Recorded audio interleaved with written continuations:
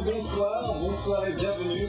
Ravi de vous retrouver pour ce premier numéro de C'est ça l'émission, émission entièrement consacrée à la MJP Cormontreuil ou Folep.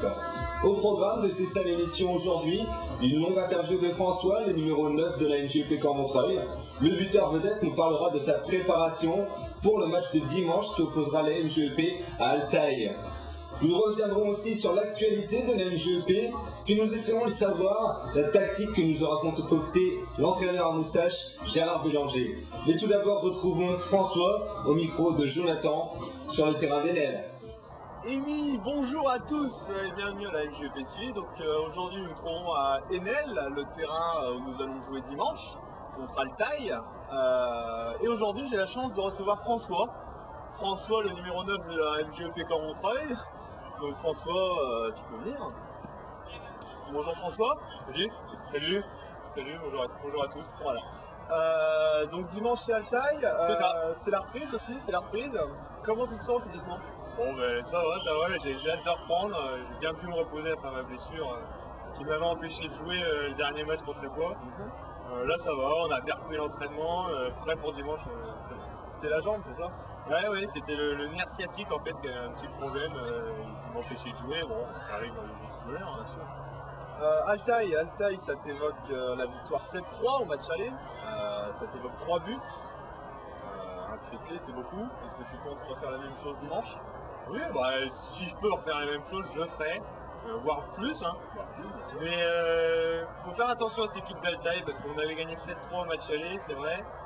En début de match très facile pour nous. On menait 5-1 assez facilement et ensuite on s'est fait peur en se faisant revenir à 5-3 et remarquer 2 buts dans les 5 dernières minutes. Donc méfiance quand même avec.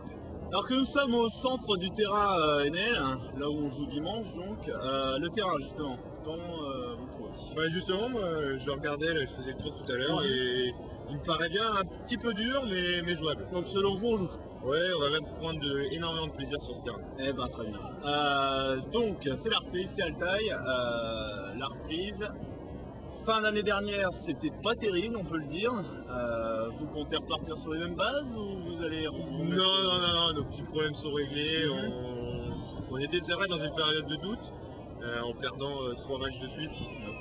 Mais ça peut s'expliquer par on a connu de nombreuses blessures en fin d'année, notamment moi, le premier où j'ai joué les 3 derniers matchs.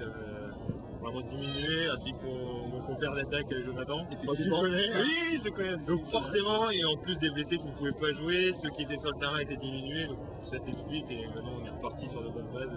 C'est bon. Très bien. Donc, selon vous, les clés du match pour la victoire justement dimanche? Les clés du match, c'est jouer notre jeu, on marquera des buts et ça va bien se passer. Très bien.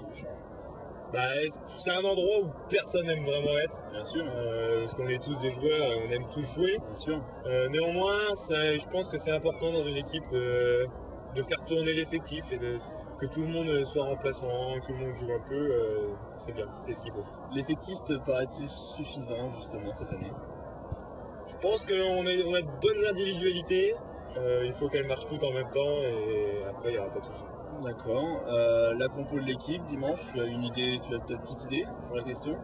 Non, je laisse faire le coach et le capitaine.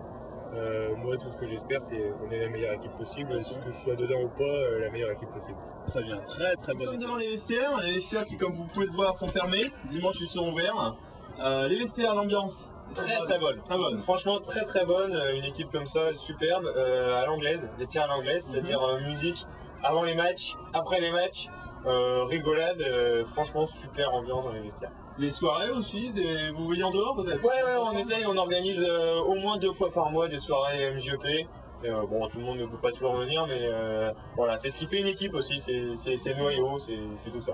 Très bien, et bien écoutez, on vous donne rendez-vous donc dimanche 9h15. Ouais, j'espère nombreux, j'invite tous les supporters à venir. Oui, on a notamment la présence de supporters parisiens apparemment. Oui, c'est ce que j'ai entendu sur le forum on verra bien. Donc dimanche 9h15, match contre Altaï, le mot de la fin? Déjà, j'invite la MJP TV au nom de l'équipe à venir dans les vestiaires le jour du match. Très sympa, c'est noté. Dimanche par exemple, si vous avez envie. Et ensuite, mot de la fin, je dis Gérard de bien soigner Teddy parce que Teddy en a besoin. Et comme il dort chez tonton Gérard tout le temps, Gérard soigne bien Teddy. Merci. Écoutez, merci et à dimanche. À dimanche.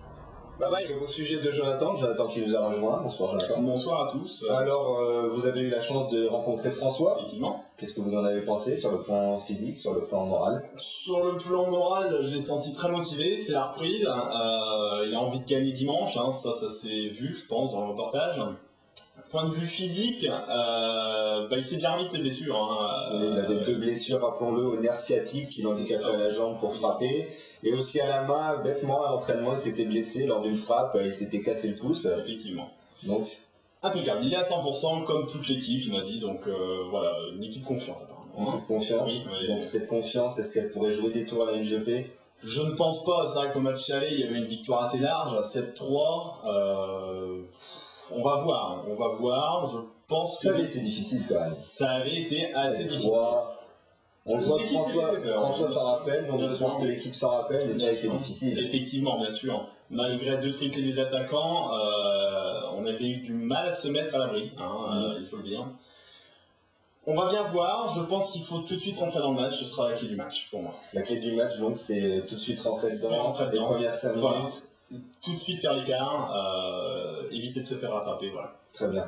Petite incertitude sur le déroulement du match, est-ce qu'il aura bien lieu, les intempéries? C'est vrai que les conditions climatiques sont assez difficiles en ce moment. Vous avez eu la chance d'aller sur le terrain, qu'en est-il?